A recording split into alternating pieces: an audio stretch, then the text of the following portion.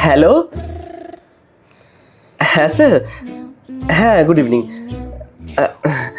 হ্যাঁ আমি ভালো আছি, আপনি ভালো আছেন?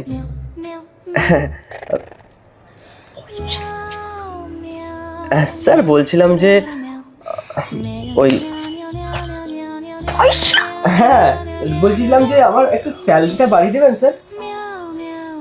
কেন কেন স্যার ওই আর কি মানে রিসেন্ট বিয়ে করেছি তো আমরা একটু ওই ফ্যামিলি প্ল্যানিং এর কথা ভাবছিলাম। খরচা তো স্যার বেড়ে গেছে, আপনি বুঝতেই পারছেন, আর বাজারে সব কিছু কত দাম হয়েছে। যদি একটু স্যালারি বাড়িয়ে দিতেন স্যার প্লিজ। হ্যাঁ ওটা বাড়ছে, বছরে যেমন স্যালারি 5% বাড়ে, ওটা তো বাড়ছে স্যার, কিন্তু ওখানে স্যার ঠিক কুলাচ্ছে না আমাদের আর কি, খরচা একটু বেশি বেড়ে গেছে। না না আমি কাজ তো এখানেই করবো স্যার, আমি কোথাও ইন্টারভিউ দিইনি, কাজ আমি এখানেই করবো। আপনি দেখুন যদি আপনার তরফ থেকে কিছু বাড়ানো যায় আর কি। কত বাড়াবেন? ওই 10 মতো বাড়ালেই হবে। 10 বেশি হয়ে যাচ্ছে, 10 বেশি হয়ে যাচ্ছে। 10ই লাগবে। আচ্ছা 5 বাড়িয়ে দিচ্ছেন, ঠিক আছে স্যার, আপনি যেটা বলবেন সেটাই হবে। না না আমি কাউকে বলবো না। Thank you sir, thank you. পয়সা বেড়ে গেল কি করে? স্যালারি বাড়ালো কি করে? দেখলে আমি বলেছিলাম না?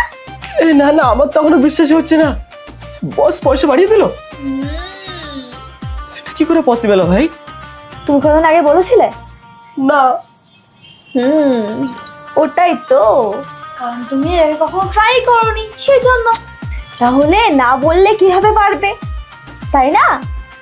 আরে বাবা এভাবে পয়সা বাড়ে না, সিস্টেম আছে একটা, প্রফেশনালি পয়সা বাড়ে তোমার ওই বছরে একবার 5%, কিন্তু এরা বললাম পয়সা বাড়িয়ে দিল। কেমন দিলাম বলো, দেখেছো তোমার বইয়ের ট্যালেন্ট? সবই তো ঠিক আছে, তাহলে মানে 45,000 টাকা তোমার স্যালারি ছিল, 2,000 টাকা এক্সট্রা ইনকাম, আর 12 লক্ষ তো 5, মানে হলো 52,000, মানে 1 লাখ টাকা থেকে এখনো 48,000 কম। এই টাকাটা কি করে ম্যানেজ করবো?